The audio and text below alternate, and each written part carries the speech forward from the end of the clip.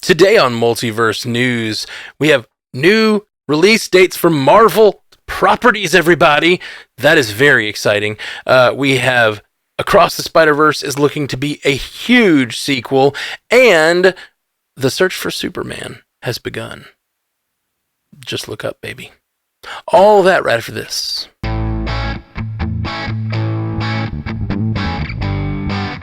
Welcome to Multiverse News, your source for information about all your favorite fictional universes. My name's Matthew Carroll, and today we have our two co-hosts here today. No Jay Scotty this week. We miss you, Jay Scotty. But with us is Haley Hobbs of Source Pages. How you doing, Haley Hobbs? Super duper. What's up, Multiverse? Woo! And we have Jay Sisson of Commute the Podcast. How you doing, Jay?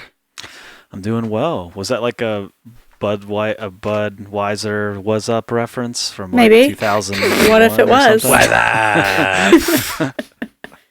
That was not nearly enough. What's up? I know, mine was quite weak. Yeah.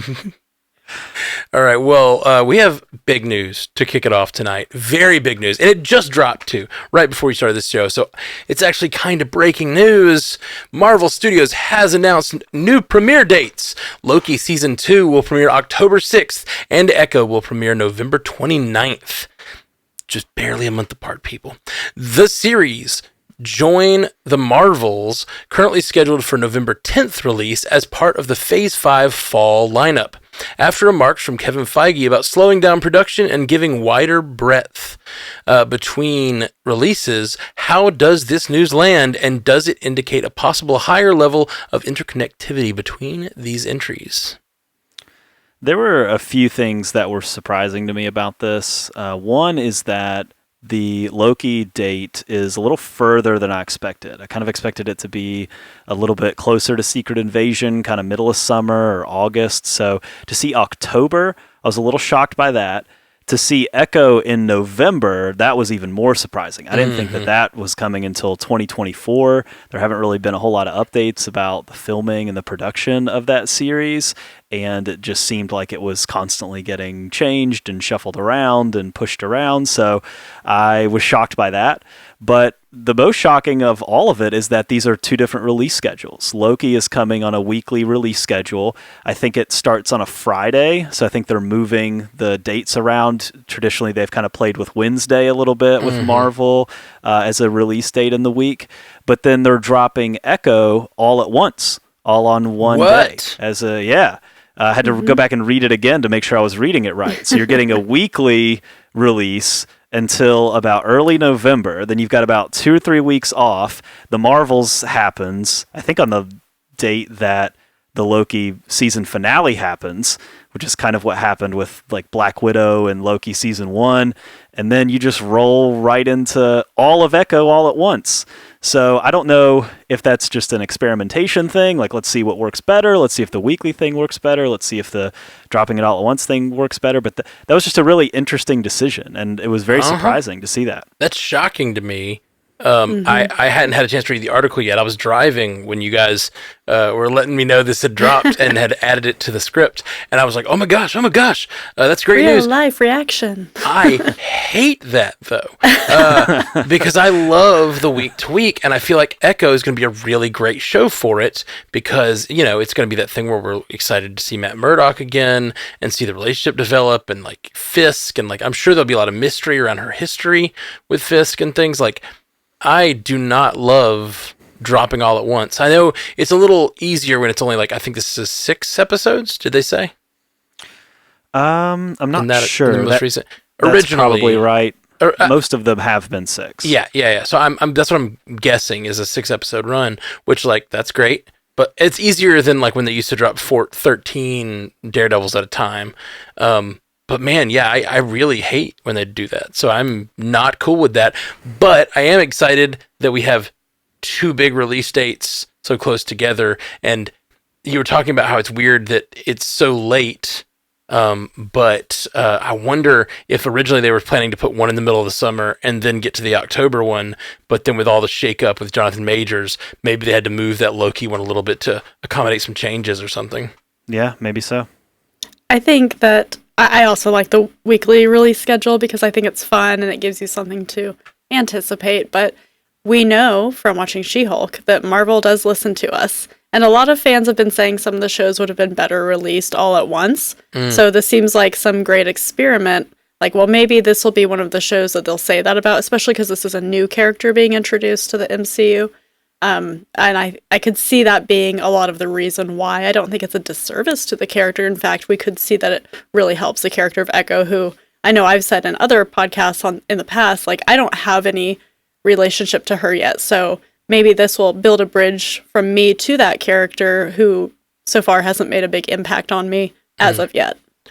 One of the big things I've noticed when shows do multiple episodes at a time like this is a lot of times it means they're weak episodes. Like, you'll see, we're dropping the first 3 of this season at a time, and then you realize it's because the first 2 aren't very intriguing, and it's not till you hit that 3rd one where you go, oh, now I gotta watch episode 4, and that's when they make you wait. And I'm wondering if they, like, because we don't know this character as well, they're worried about a little fall off, a little less caring, because I do think that a lot of people are feeling, I don't even think it's Marvel fatigue. I think it's just this end game happened, and like, how do you match up to that? I think everything that is being put out is being compared to Endgame, and the interconnectivity and the like sweeping 10 years of storytelling, and every movie feels like it needs to live up to that, and it's not.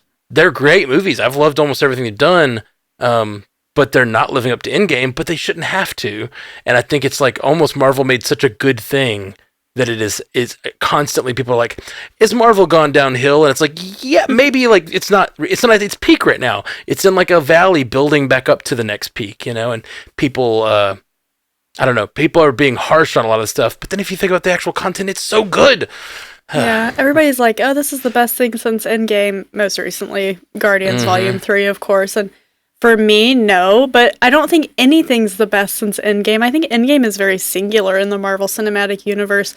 When I want to compare a movie to something, it's going to be one of my, like, standalone favorites, like The Winter Soldier or Black Widow or something like that. Right. And I don't even really compare them because they're also very different and varied characters, and so, yeah, we've kind of got off track, but... Not everything has to be Endgame. Yeah. And not everything will be. Most casual viewers have not kept up with the Disney Plus side of this, and you just have to be realistic about that. People that are fans have kept up with everything, obviously, just right in lockstep with it as they come out, but most people who go to the theaters and they caught Endgame and they were into it and they caught maybe 1 or 2 since then, they haven't been watching She-Hulk and Miss Marvel and Hawkeye and all of these shows. And at this point, to try to get somebody to buy in and say, hey, it's time to catch up. There's a new Avengers movie coming out and there's about 12 different shows with 6 episodes each that you need to go watch to do that. That's a really hard sell for the average viewer. So I'm just kind of wondering how they're looking at the future of building this universe through TV and just kind of recognizing and grappling with the fact that not everybody's going to grab onto every single thing, and you have to work around that and make your universe around that. Yeah. I mean, I think it would be great if they went back to sort of the Defenders model of things where you're building sort of a smaller universe that exists within the bigger one and have more like interconnectivity between those properties, make them feel important to each other. And then, yes, of course, make them cross over with the bigger stuff, but with that same understanding we've always had that, like, not everyone's going to watch everything. So when you put out an Avengers movie, you can't necessarily make it hang on something that happened in episode 3 of She-Hulk. You know what I mean? Yeah. Yeah. Okay. I'm really excited to just have release dates, though. Up next, the hype for James Gunn's DC universe is real, and fans are clamoring for his already written Superman Legacy movie. But first things first, to cast the Man of Steel himself, David Corenswet, seen most recently in Pearl, is rumored to be the frontrunner to play Clark Kent, with many contenders for his love interest, Lois Lane, including Rachel Brosnahan, Emma Mackey, and Samara Weaving, to name a few. Plus, Nicholas Hoult of Renfield and The Great is rumored to play Superman's baddie, Lex Luthor. Although James Gunn himself has made it known that casting for the film is still in the very early phases, who do we think has what it takes to don the red, yellow, and blue? So I wanted to go first because I want to publicly petition for Rachel Brosnahan to be Lois Lane because I love her so much in The Marvelous Mrs. Maisel. Me and too. I think she'd be amazing, and I think she could totally carry a franchise like this on her shoulders. I'm not familiar with the actor that is kind of really rumored for Clark Kent, but Nicholas Hoult is also a really fun and great actor, and he does a lot of different things, and so he could be a pretty intimidating Lex Luthor, I think, if he wanted to be. But I wasn't super excited for Superman at first because I'm like, Superman, it's been done. Come on, James, do something different. But I am very excited about this because if he's reaching into a little more, not unknown actors, but maybe less known and not vaulted actors, people who aren't having a big moment like Pedro Pascal, for instance, I think that's really exciting. And I think that's what makes movies like this that are, I'm not going to say tired, but we've had Superman over and over again. I think it makes it more exciting to an audience who is ready to see something fresh. I hear that. Yeah, casting in this case needs to be creative, and you need to get creative with who you're going to cast with age in mind. I think is very important in this instance too, because not only is this the first movie that you're throwing into this universe that you want to kick off and you're establishing around this very core character to the whole thing, but also I think you have that Henry Cavill cloud kind of hanging over everything. He was a very, very popular Superman. People still recognize him as Superman. He appeared in a film as Superman like literally last year. And so I think when you're looking at, if you're going to cast somebody, if you're looking at casting somebody who's right around his age, I think that will bring out the comparisons in a very just like a very public way, and I think people will kind of constantly be comparing those two people together, whoever gets cast with Cavill. So I think if you can go younger, if you can go fresh, if you can grab somebody that you trust to shoulder a franchise, you can make it its own thing, you can separate it from the past, and then you can move forward with a different vision that doesn't have to be attached to the old DC movies. Absolutely. And it's tough. I'm sitting here like Googling ages because I'm like curious about the ages of these actors. Because from what I had heard, that he wanted a younger Superman. That's part of why he wanted to do the recasting. He wanted to tell a younger Superman story. But this Superman is, if David Corenswet is the, first of all, he looks like Superman. Let's just get that out of the way. Does. I know nothing about this actor, but he looks like Superman. Just straight Dead ringer. Dead ringer. Like I think of Henry Cavill as Superman now because he's been Superman for so long. And as soon as I saw David Corenswet, I was like, oh, he looks more like Superman. Like he looks even more than Cavill does. And I've had a long time to get used to that. But like, yeah, I was thinking he wanted to go like 20 years old or like go real. I was thinking we were getting like him becoming Superman story. But he's a 30-year-old actor. This is like the same age that like Cavill was when he was cast, right around that, like 10 years ago. So it's interesting to me. And I have a weird thing with like age and actors in things. Rachel Brosnahan, I agree with you. I absolutely love her, Haley. I love Marvelous Mrs. Maisel. I've been watching the final season, and it has been mwah. They're doing this amazing thing with the final season of out of time storytelling, which I'm always a big champion for. And like it's going back and forth through the years and telling the final season. But she doesn't look out of time. No, definitely not as much as they're trying to pretend like, this is 40 years later. She looks real good for 40 years later. And they actually like hang a lampshade on it with like talking about how all the work she's had done and stuff. Yeah. It's really good.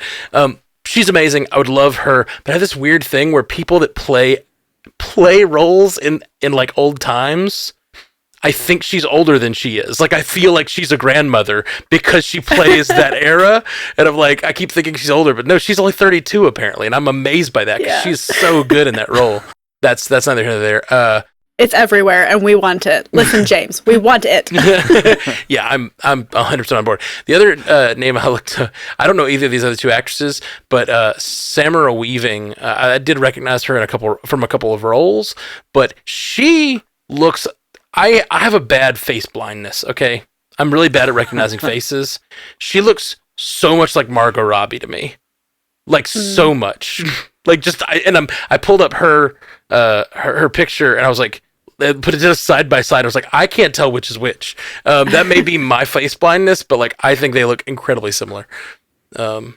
Anyway, up next, summer box office projections are looking ever upward, with Spider-Man Across the Spider-Verse's June release tracking to sling 70 to 80 million in its domestic debut weekend. The highly anticipated sequel to 2018's Spider-Man Into the Spider-Verse will continue to follow Miles Morales' Spider-Man as he navigates new adventures with old friends through the multiverse. Do we agree that this animated Spidey outing will be a box office smash? I absolutely think so, and I hope it makes even more money than that in the opening weekend because it's such an awesome movie. The first one, and this one looks really maybe better. I hate to say, but it might look better. And I think June, you've got summer, you've got kids out of school, you've got parents needing to take their kids to do something that's, out of the house. So I hope that means we're going to see Spidey sling in a huge box office opening and really shed some light on this animated movie that I think has kind of a cult following almost. And maybe that'll get some more people out to see it too. Mm-hmm. I'm carrying Jay Scotty's torch today. The Super Mario Brothers movie has proven that kids are ready to go back to the theaters with their families, and they're ready to cash that check. So I think, this movie is going to be huge. There's going to be that same crowd that went out to the Super Mario Brothers movie with their whole family. They're going to go out to this movie too. And it is, like you said, Haley, it's the summer that boosts the box office. It always does. Kids are out of school. They're ready to go see movies throughout the weekdays. And I think even the estimates that we read just now, I think are a little conservative. Mm-hmm. I agree. I think this movie is going to destroy the box office. As you said about Super Mario Brothers, I just looked it up. It is now the 5th highest grossing animated movie of all time. And listen to this list, the only 4 above it. And it's about to pass The Incredibles 2, which makes sense. Sequels often do better than their originals. Incredibles 2, it's about to pass, and Frozen, Frozen 2, and The Lion King are the only thing that have, wait. The Lion King huge. remake? Wait. I guess that's animated? I mean, I don't know, I'm confused. I don't know how I feel about that. It's saying it's the 2019 version of Lion King is the highest ranked animated movie. I don't consider that animated. It's like the live action version. I mean, it is. What source are you using? Is this Wikipedia? Yeah, probably. But still, that's crazy. So high. And I do agree. I think people are ready to go back, but also you need that thing that crosses over between.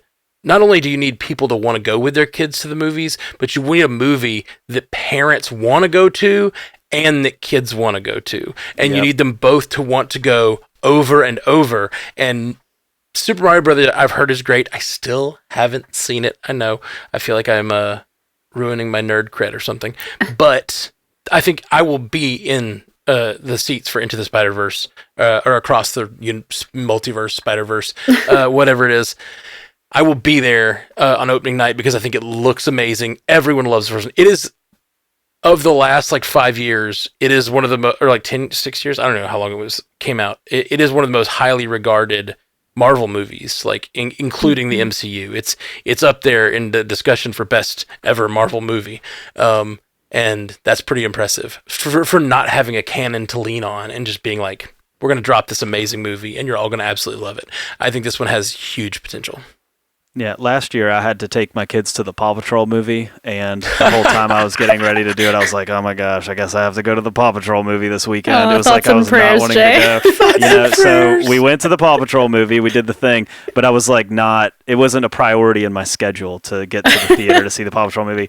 But this is a movie that I'm going to be like, hey guys, we're going tomorrow, let's go, because I want to see it too. So I think, like you said, Matt, when you can kind of bring those worlds together, that's where the sweet spot is. That's what's going to rake it in. I'm going to have to buy a ticket for myself, a ticket for my 2 oldest kids. That's it's going to be money that a lot of people are going to be spending. And that's why I think that's why the Super Mario Brothers has done so well. Is from what I hear, it hits the nostalgia for all of those people that are our age, but kids are loving it. So it's Yeah. When I went to the theater with my kids to see it, it was like people were walking in with like 10 kids, just like filling out rows of seats, just getting all the popcorn, all that. I mean, it was a whole event. People were just all going together as whole extended families and friends and everything. Absolutely. And I think Spider-Verse has the same potential.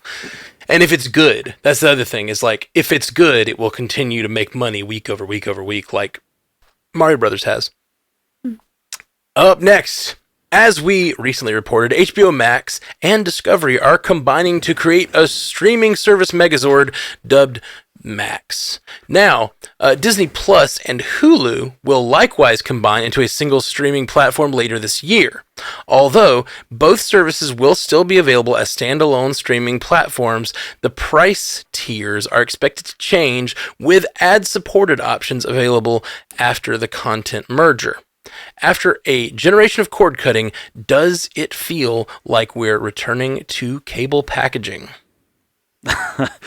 In a way, yeah. I am mad about this because I got Hulu for free when I had Sprint like 10 years ago, and Sprint doesn't even exist anymore, but my free Hulu account still exists. And now it's just going to get merged together. Well, it says it's going to continue to exist, so you're free when mics keep going. So, this means a couple things. It means that the price will change because there's going to be more content, exactly like what's going to happen with Max. It means that they'll probably keep you where you're at, but you're going to start seeing ads unless you want to pay to get rid of the ads. Like, I think that's probably inevitable. That already happens on Hulu anyway. Yeah. So you have that, but it also means content purge. There's going to be a content purge off of Disney and Hulu both before they merge these two worlds together.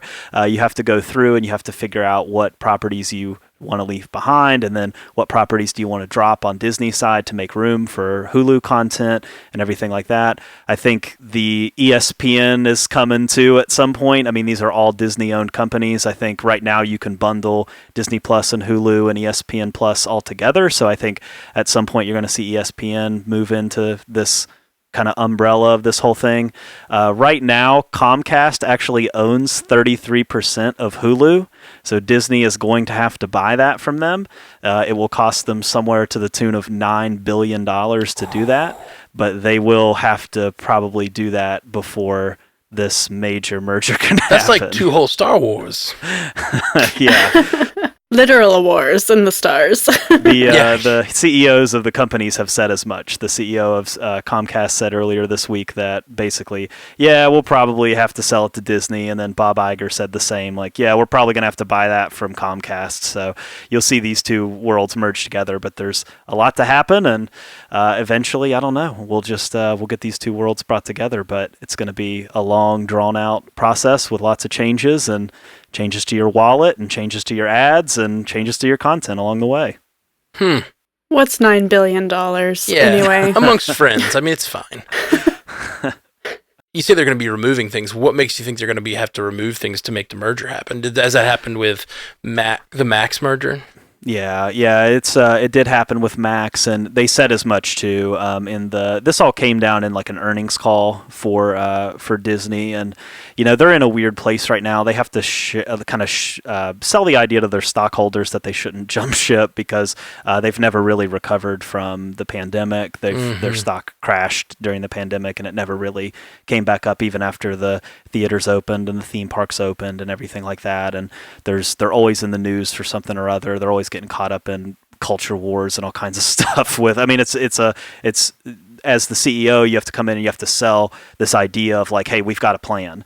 And so that was part of the presentation, as Iger was saying, look, we are going to merge these two things together. We think it helps us compete more with these bigger like Paramounts and Max and all these other streaming services, which are getting bigger and bigger and bigger. And here we have these two things that we own that people are subscribed to one or the other, or like they've got a foot in both camps, but it makes financial sense to kind of merge these two things together. But to do that, we're going to have to kind of take stock of what we can shave off, which is the same thing that's going to happen with Max too. Is that there's already a list out there right now floating around of like, here's all the content that you're going to be losing before this merger happens. And I don't think a list exists for Disney yet, but that was pretty much established that will happen. It won't be anything major. It'll just be like random shows and animated stuff and stuff that not very many people watch, probably. Here's what I want. I want a streaming service called like The Graveyard, where it's like all the shows that were like made for some streaming service 10 years ago and they weren't that popular, so they get kind of kicked off the streaming services, and so they're just kind of swimming in this space where you can't find them anymore, and like a streaming service is just like, we'll pay you very little, but we'll give you a home. And it's like, just like all the stuff that got kicked off other places. Because I hate that this content exists in the world and it's not going to continue to live on in streaming services. I realize they have to pay people residuals as they keep things, but it pisses me off that because they're trying to avoid paying people residuals, they're just getting rid of content. I mean, it reminds me of the Batgirl movie. Let's just nix that. It's just not going to exist. Yep. Michael Keaton's in that movie as Batman. What in the world? How are we not getting that movie ever? I don't know. That's a whole other story. Sorry, I feel like I keep jumping in, and I don't think Haley's had her chance to respond to the story. Well, I have this anecdote from when I was in communication school, and I think I came up with it in my like advertising analysis class, which was as interesting as it sounds. And I remember thinking and probably saying to my professor, Disney's going to own like all the media someday, right? And he was like, I don't know. That has only become more true the longer I've been out of school. When they acquired Fox, I was like, here we go. It's starting. And now they're going to acquire Comcast. And I'm like, what are we going to do when Disney just owns everything? Right. And are they going to call this app just like Mouse to go with Max? Please don't. These are not genius takes by any means. It's just what's been floating around my brain while you guys were talking. Oh, man. You're going to get my free Hulu from my cold dead hands. Ow.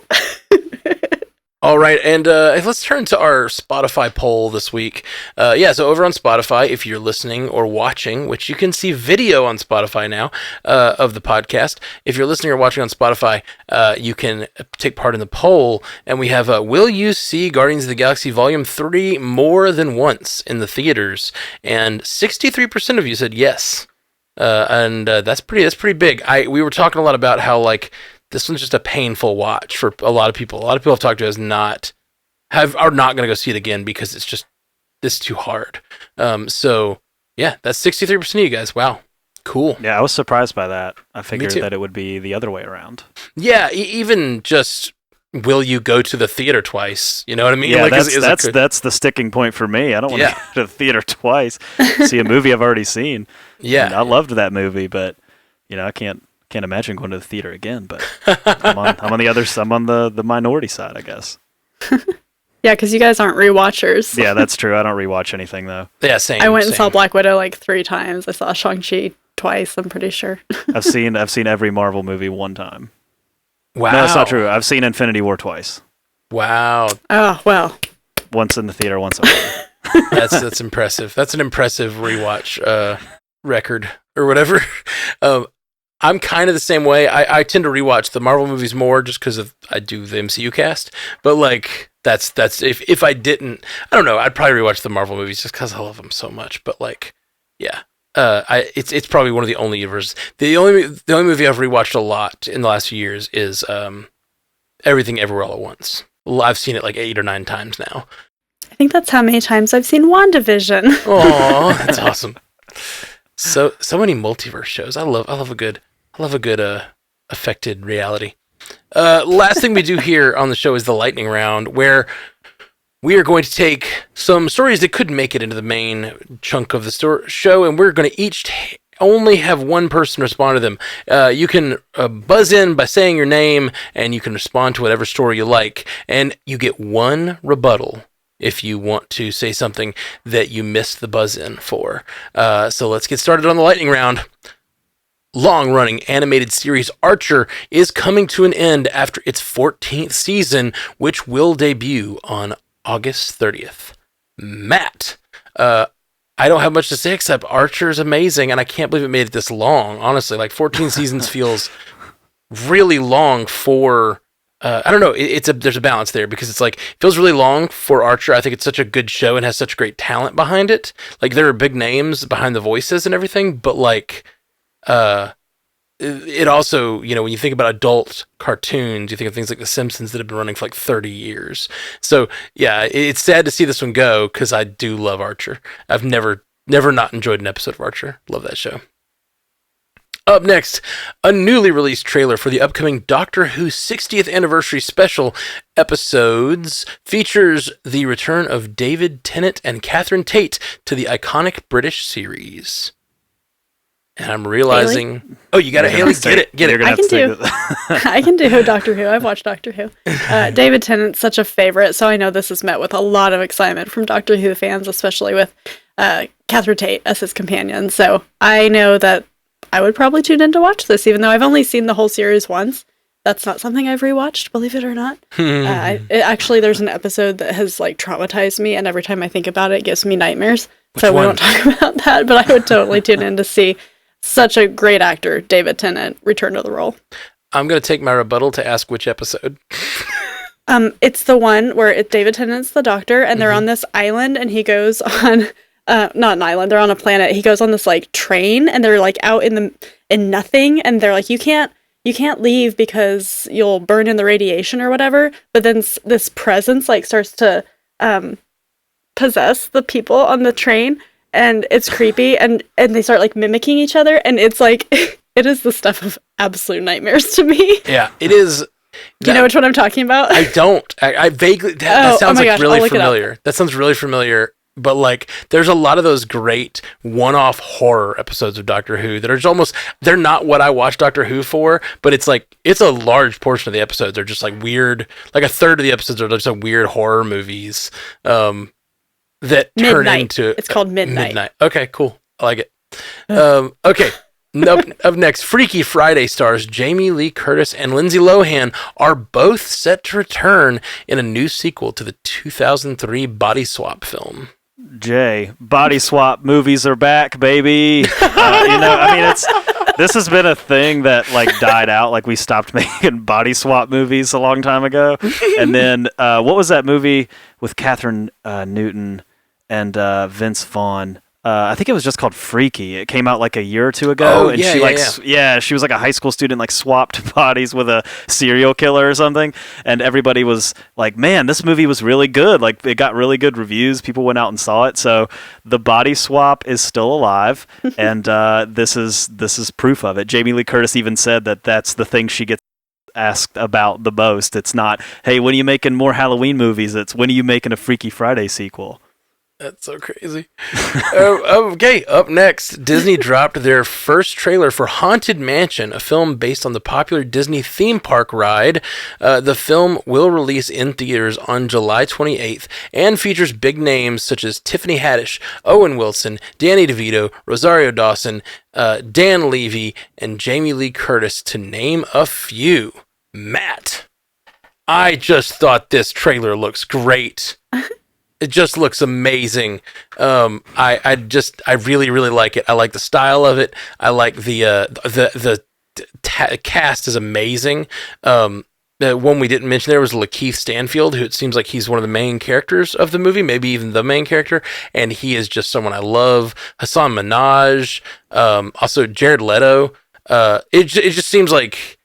It says when it opens up, it says from the creators of the Pirates of the Caribbean, which makes sense. It's another ride being created from the production company or something. Which if they can do that good of a job, because I love the Pirates of the Caribbean movies, so that opens my mind to this might be great, and then this cast is freaking killer. Really, really great cast. Rebuttal. I watched the Muppets Haunted Mansion movie, and it was pretty good. I bet. There's not a bad so check Muppets it out. movie. Awesome. I will. Okay. Up next, renowned playwright David Mamet is directing a film called Assassination, centered around the murder of John F. Kennedy, starring Al Pacino, Viggo Mortensen, and John Travolta. The film will tell an alternate version of history through the eyes of the mob who ordered the assassination as a hit.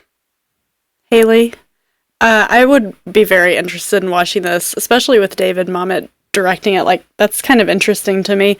But I'm currently watching White House Plumbers on HBO Max, which is kind of satirical about Watergate, but it's really, really well done. And so if this can be done about a historical event in the same way, it probably won't be quite as funny as White House Plumbers is, and that's okay. It shouldn't be. This was a horrible thing that happened, but I'd be very interested in this kind of fresh take on something that's happened a long time ago at this point, and look at it through some new eyes.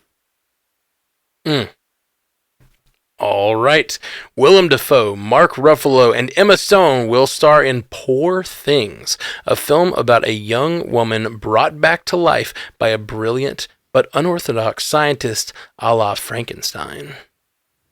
Matt. Jay? Oh, we all got Haley. I think I heard Haley first. I was going to say, I saw the trailer for this, and I think it looks awesome. It looks like kind of a dark comedy or a black comedy, and I love Emma Stone in pretty much everything, and you got Willem Dafoe and Mark Ruffalo beside her.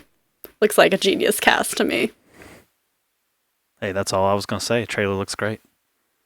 I agree. Trailer looks great. I'm going to say something because I used kind of a fake rebuttal to ask you a question earlier. So I'm just going to say this. I just think the style of this looks amazing. Like, not just the cast, it looks really well acted, looks really interesting, but like it looks like that sort of Taron Gillian almost, like kind of like everything is happening in this world that looks like real but not real. There's a lot of like weird, cool backgrounds and stuff. I just really love that kind of filmmaking, so I'm pumped for this. I'm going to use my rebuttal to say that we talk a lot about the Pedro Pascal renaissance, the Pascal-assance, but William Dafoe is having the Dafoe-assance right now. He's in everything. We've just mentioned like 3 movies that he's in. He's in Beetlejuice 2. Yeah. He joined that cast last week. He's like all over this episode. Wow. Yeah, this is the nuts. Willem Dafoe cast. The multiverse of Willem Dafoe news. All right, next up we got the highly anticipated follow-up to Nintendo's Legend of Zelda Breath of the Wild was released this past Friday. The new release, titled The Legend of Zelda Tears of the Kingdom, has already cemented itself as one of the highest rated games on the Nintendo Switch, topping gaming charts over the weekend. Jay, I haven't played it yet. I'm going to play it. I played Breath of the Wild, which was amazing. It was a great experience.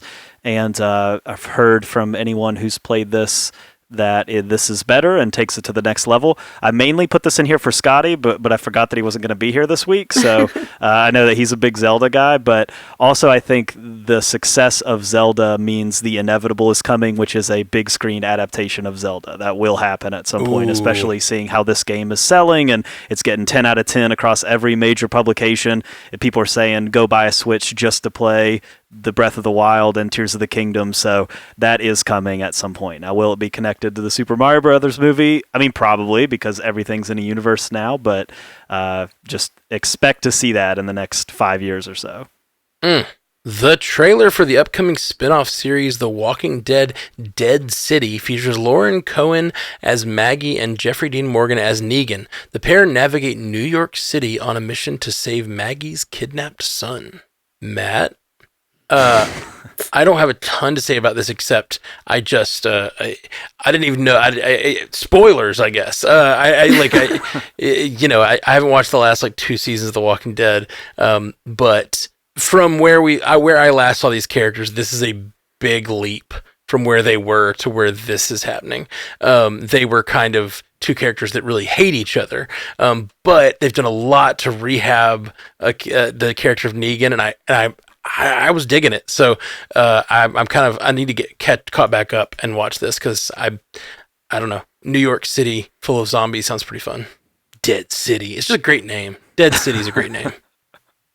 All right, up next, Emmy favorite Pedro Pascal will star in Weapons, the latest movie from Zach Krieger, filmmaker of breakout horror hit Barbarians. Barbarians got a huge following. Like, people loved this movie, and it was kind of obscure and then it just got word of mouth going, and people started going out and seeing it, and it made a lot more money than people thought it was going to make. So I think if you were excited about that movie, you have to be excited about this movie. And I mean, it wouldn't be a week of multiverse news if we didn't talk about Pedro Pascal landing some sort of lead actor role in some major film. So no surprise there. Does he know he has to actually make these movies he's agreeing to make? Like, it feels like he's kind of committing himself for a long time. It's like a gentleman's agreement. He's like, yeah, I'll do that. I'll do that, sure. Every week there's another one, and then he's like, he looks at his schedule. He's like, I have to make 700 movies this year. I gotta be on The Last of Us 2, and I gotta be on Gladiator and The Mandalorian. He's just gonna be sending his voiceover for Mandalorian through voice memos at this point on his phone. Yeah, him and Willem Dafoe will now be represented by AI. He's like, look, the dude has a helmet. Like, do you really need me there? Yeah, no. Like, it could be anybody under there. Oh, man. Up next, Tom Holland will star in The Crowded Room, a mystery thriller that will also star Amanda Seyfried on Apple TV+. Haley, I guess. I think I saw an Instagram reel that this, whatever this is, like really disturbed Tom Holland and that he like wanted to shave his head after filming it or something. I think it was about this. That's all I got. He went sober too, which, you know. He did go sober. Yeah, he said that this movie caused him to embrace sobriety, and he's been sober ever since making it, or film, or series, not movie. Interesting. That's intense. It's always interesting when actors like want to fall, like a role makes them like change their life. Like, whew, okay. Disney is evidently continuing production on season 2 of Andor, though showrunner Tony Gilroy states he has not been on set since the Writers Guild of America strike. Jay, Tony Gilroy got called out on social media. People started posting about him being at the set and finishing kind of like ghostwriting duties on the script while they were making it, and calling him a scab and saying he was like crossing the picket line and all this type of stuff. So he responded to that by saying, I haven't been anywhere near the set since this writer's strike happened. Who knows really what happened in that whole thing, but it goes to show how the writer's strike impacts all these different levels past just, well, you need somebody to write the thing and then you can make the thing. I mean, this is the guy who's the creator of the thing. He wrote it, he imagined it, he created everything about it, and he's nowhere near it while they're producing it and making it right now. Just seems like a problem, and I think it's going to be not just isolated to Andor. You're going to see that across different types of things, as you've got these creatives who are going to feel torn between, well, I want to go make my thing that I've already written, but I also don't want to be seen as somebody. I mean, you're talking about getting kicked out of the union and the Writers Guild and all this type of stuff. Like, it's not just about a reputation. There's a lot of consequences for stepping over the picket line in the entertainment industry. Yeah, and you know, it's interesting. This is not a response. It's just a general discussion about media in general. Filmmaking is interesting in that people who make movies, the director is king. Like, the director is the king of the movie. Like, it is their vision generally. Like, a writer wrote the movie and they take it and they shepherd it to finishing. But TV is the opposite. Like, the writer is king. The writer writes the thing, and then they are generally the showrunner, and then there's a different director every week in most shows. So you've got this, like, it's just this reverse. I always found that very fascinating. And, like, the idea of going back and forth between those two seems like whiplash. Like, writing a movie and giving it to a director after you've been, like, show running all this time, you know, and shepherding a show like that. It's interesting how that breaks down and how movie making and TV making are so different. Okay, well, that is all from Multiverse News, my friends. Please, my friends here on the cast with me, tell us about where people can find you online. Haley Hobbs. Yes, you can find me on Source Pages podcast, a reading collective with Brian V. Klein. We read comics and novels as primers for all the geeky TV shows and movies you love. We will be reading comics for Spider-Man Across the Spider-Verse, which I'm very excited about. So check us out. We're covering all the stuff this year. Jay Sisson. I'm a co-host of Commute the Podcast, which is a weekly educational show where we try to get through 3 interesting topics in 20 minutes, try to make you smarter on your way to get where you're going. We should also mention our MIA co-host J. Scotty St. Clair, who had a prior obligation tonight, is on Animation Deliberation. If you're into animation, you should go check out his podcast and subscribe and give it a review too. Even though he's not with us here tonight, go show him some support. That's some very sweet J for J plugs there. We got to look out for each other. Us Jays. Yeah, you Jays really got to watch out for each other out here in these streets. Well, thank you guys for joining us. We are Multiverse News. I'm on the Marvel Cinematic Universe podcast. Oh, if you like Barry, if you like the show Barry, me and Jay Scotty have also been covering that. And been having a lot of fun. And it's only got 2 more episodes left, so we're getting down to the finale. And I've just been having a great time talking about that show every week because I've been watching it kind of in a very insular solo way for 3 years, and now I'm finally getting to like really talk about it, and it's just been a lot of fun. So we'll be over there very soon, finishing that show. And then you and me and Jay Scotty are doing Mission Impossible That and is Avengers true. Assemble. That is So true. get ready for that journey. The trailer for what's the next one called? Dead Reckoning, Part 1. Comes out tomorrow, which I guess if you're listening to this comes out today. So we'll be talking about that next week, I guess. Ooh, Dead Reckoning Part 1. Such a bad name, but I'm excited about it. All right, Haley Atwell, everybody. Haley Atwell. All right, we'll be back next week, guys. Peace. I don't have a snazzy tagline like Scotty does.